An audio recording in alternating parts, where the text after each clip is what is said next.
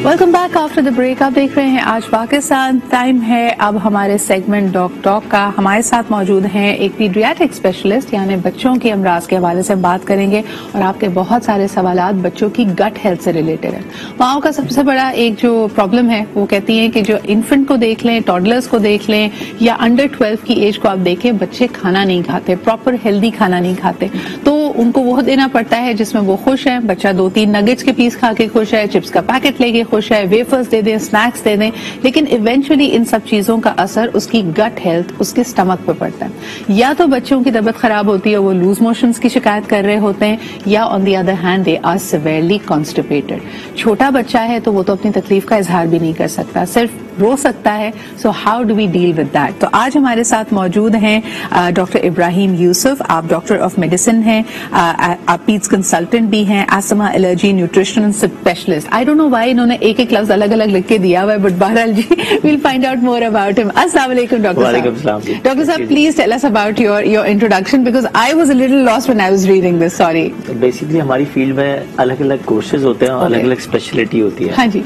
So I have my last qualification is the PhD in pediatric nutrition. Okay. But I'm a pulmonologist, intensivist, and dealing with asthma, allergy.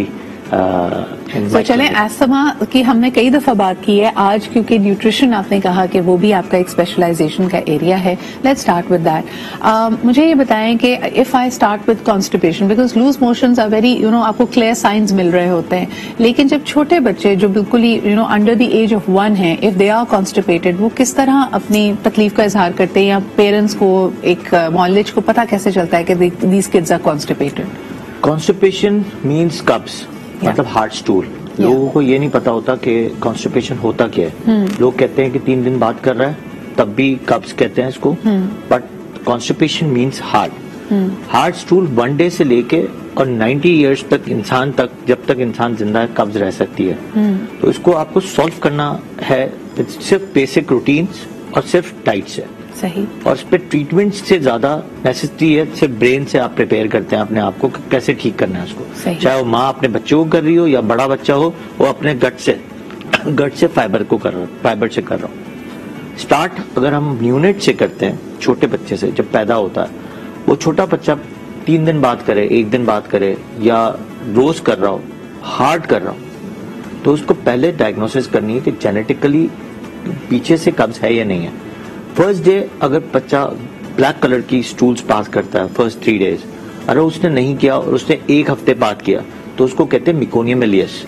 वो आगे जाके गट hard रहेगी, motility disorder कहते हैं उसको। मतलब गट की जो पैरासिटिक मूवमेंट है वो कम होती है, उसकी वजह से कब्ज हो जाता है उससे, और वो हार्ड हो जाता है due to because of the dietary intake of mother. सबसे इंपॉर्टेंट हमारी मदर का मिल्क है।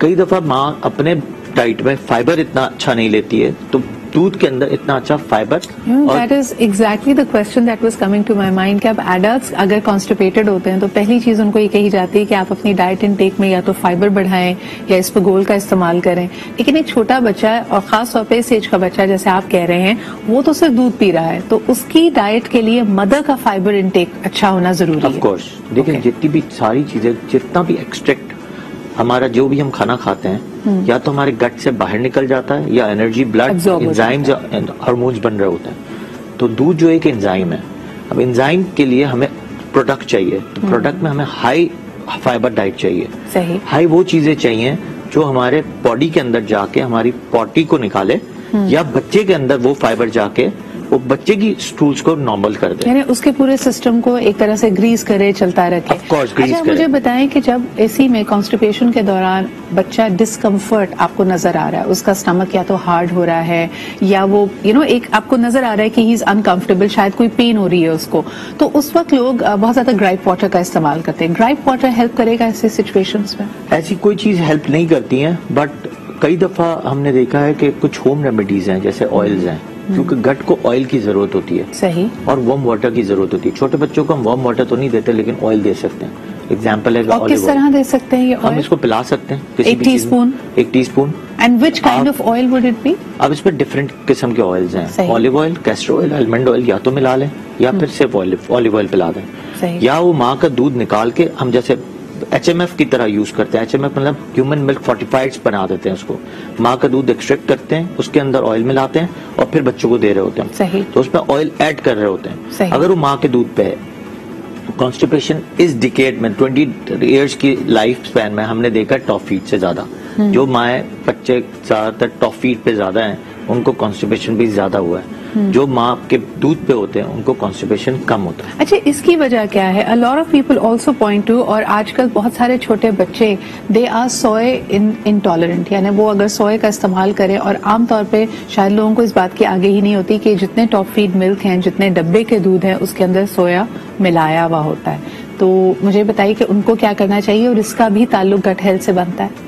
آف کورس سویا نہیں ملایا جاتا, ہائی پروٹین ملائی جاتی ہے. اوکے. اب پرابلم یہ ہوتا ہے کہ ہائی پروٹین جو ہوتی ہے, کسی بھی قسم کی پروٹین ہو, اسپیشلی کاؤ ملک پروٹین جو ہے, وہ جا کے گٹ کو ہارڈ کر دیتی ہے اور موٹیلٹی ڈس آرڈر کرتی ہے, پیراسٹیٹک موومنٹ کو سلو کر دیتی ہے. اس میں ابڈاؤن پین ہوتا ہے. جیسے 3 ویکس پہ جب کانسٹیپیشن والا سائن سے پہلے کولک پین ڈیولپڈ ہوتا ہے. اب کولک بیبی جس کو کہتے ہیں, 3 ویکس 3 آورس 3 منتھس.